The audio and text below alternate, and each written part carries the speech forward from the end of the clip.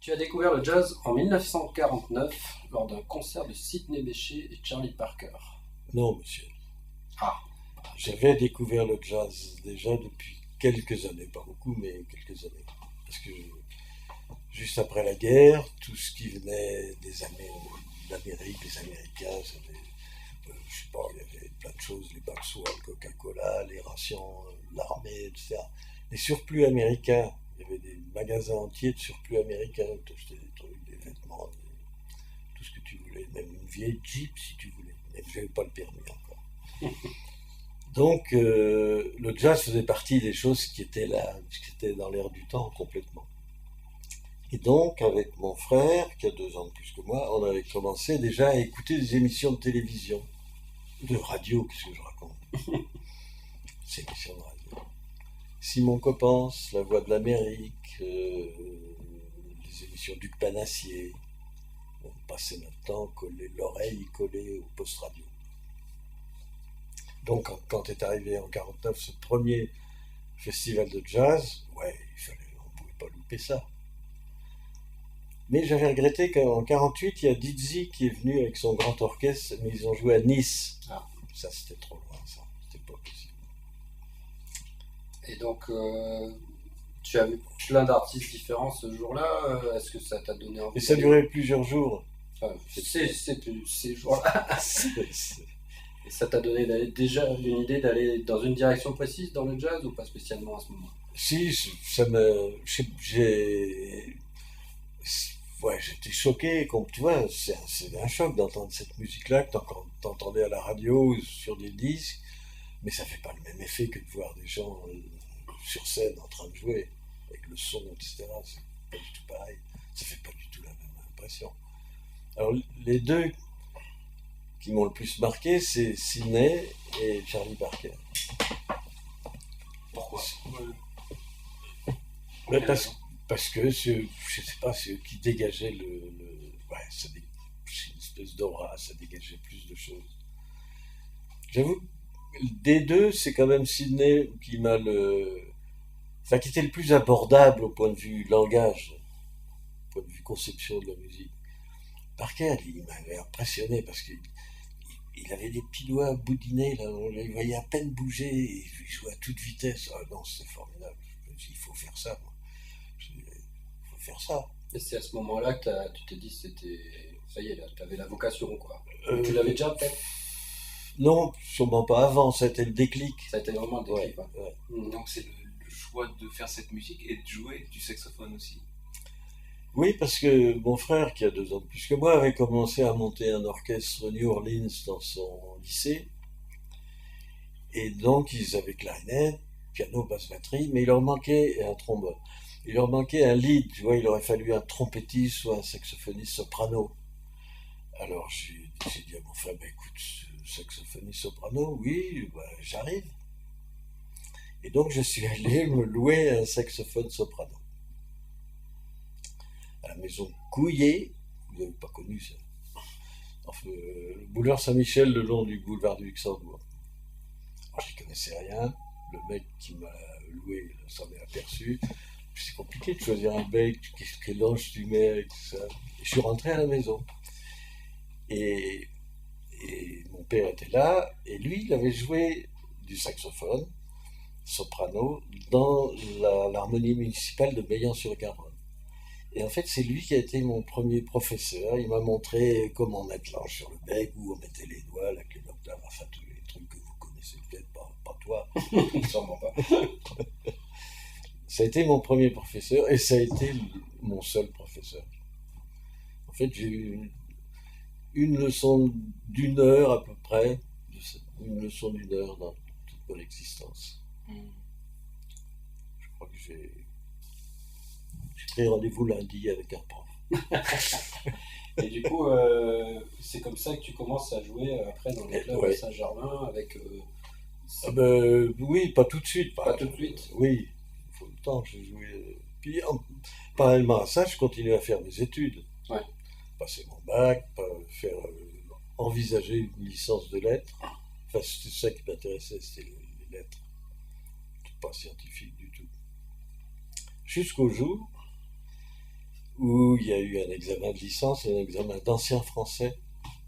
J'aimais beaucoup ça, hein. C'est intéressant, l'ancien français. Ça explique beaucoup de choses sur la langue, sur la façon dont on vit et dont on parle.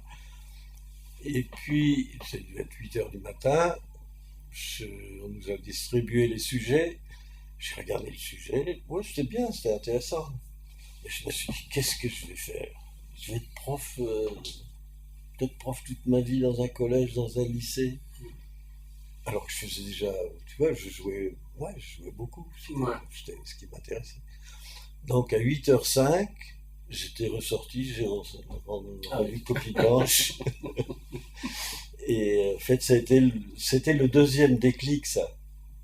Parce qu'à partir de ce moment-là, je me dis, j'abandonne mes études. Maintenant, qu'est-ce que je fais? Bon, je me débrouille, il faut que je fasse de la musique. Ce qui fait que... Ce qui fait que j'en fais encore maintenant. Très bien. Donc là, c'est quoi, 5-6 ans entre le moment où tu vas louer un instrument, puis le moment où tu décides que ça va être... C'est 3-4 ans. 3-4 ans, Ouais. que ça va être ton Ouais. métier, c'est ça, Ouais. c'est ça la voie. Ouais. Ouais.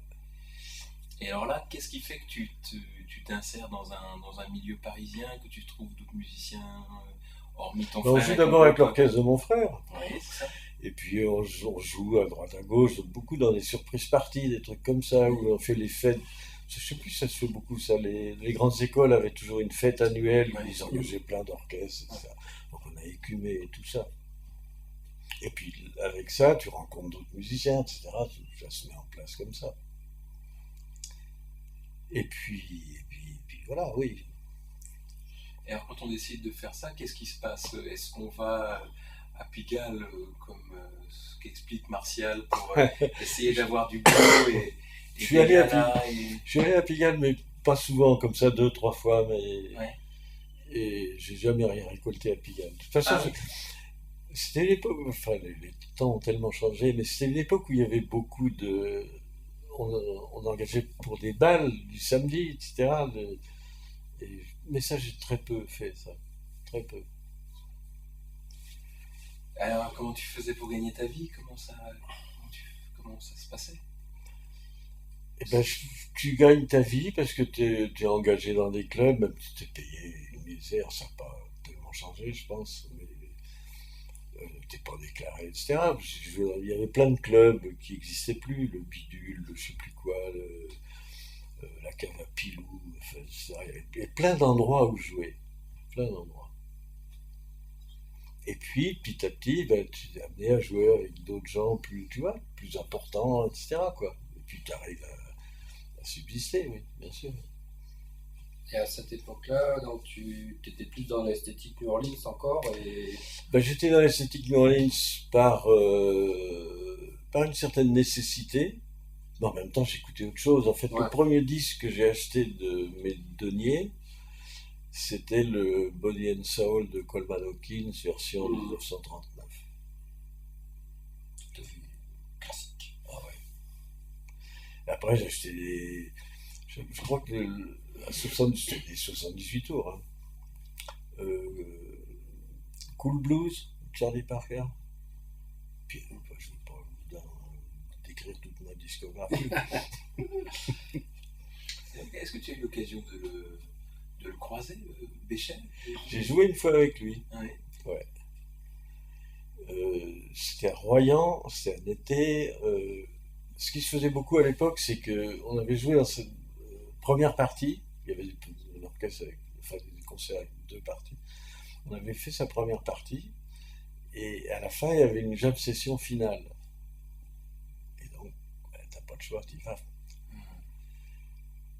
Et comment, avec le recul, tu expliques que sur ce concert de 49, entre 2 artistes de 2 périodes différentes, comment tu expliques artistiquement, musicalement, cette fraîcheur de Béchel, ce côté extrêmement rayonnant? Qu'est-ce que tu emploierais pour qualifier son jeu, son esthétique, pour que ça puisse te séduire comme ça? Il y avait plusieurs choses. C'était plus abordable, c'est-à-dire il y avait moins, si on compare avec Parker, si on peut, c'est que il y avait un discours plus plus simple, avec moins de notes, plus compréhensible au premier abord. Et puis il y avait cette espèce d'enthousiasme créole qu'avaient beaucoup les musiciens créoles, dont lui évidemment. Et ce qui m'a le plus, des deux d'ailleurs, ce qui m'a le plus marqué, c'est cette précision, maintenant je l'expliquerai beaucoup mieux, mais cette précision dans le phrasé, dans la mise en place, dans cette espèce de microchirurgie du placement dans le temps, etc. Bon, je ne l'aurais pas expliqué comme ça à l'époque. Hein. Et puis il y a ça, donc le côté cinéma, et le côté, ah mais on a besoin d'un saxophoniste soprano, bon voilà. Ouais.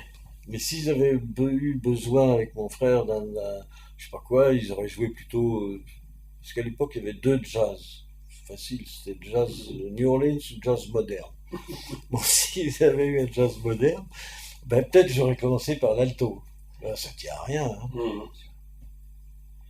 Et Charlie Parker, tu as eu l'occasion de le rencontrer ou... Non, mais il est venu qu'une seule fois en France. Ouais. Par contre, j'ai joué sur ses saxophones. Ah oui? Ouais. Celui de Kim, celui qui était vendu aux enchères au Le Lincoln King, Center. ouais. Le King. Parce que la femme de Daniel Humer était copine avec Charlie Chan, la femme de Parker. Et donc pendant un certain temps, il y avait deux saxophones de Parker qui étaient chez Daniel. Donc il y avait le saxophone en plastique blanc, là, ben, il n'était pas jouable, il n'était pas en bon état. Mais le King, il était formidable. Ça fait un drôle d'effet. Là. Mais ça n'a pas duré longtemps parce que à cause de cet effet, t'as l'impression d'un peu trop rentrer dans l'intimité de quelqu'un. Ah oui. Ouais, tu dis, ouais. Puis c'est pas pour ça que ça. T'es pas mis à phraser comme lui immédiatement. C'est pas si simple. Ah, finalement, non. Et La vie ne fait pas de moine. Et le miroir n'est pas tombé quand t'as joué le. Alors évidemment, tu prends Bah, cette. plutôt de Alors Parker. évidemment, tu joues des thèmes de Parker, forcément. Ouais. Tu vas pas jouer. Mais évidemment, tu vois bien que c'est pas tout à fait le même son, pas le même phrasé. Tu te dis, bon, c'est bien, je le repose, c'est bien. Mais c'est un bon moment, je trouve, c'est intéressant. Mais ce qui prouve que c'est pas le saxophone, c'est pas l'instrument qui fait la chose.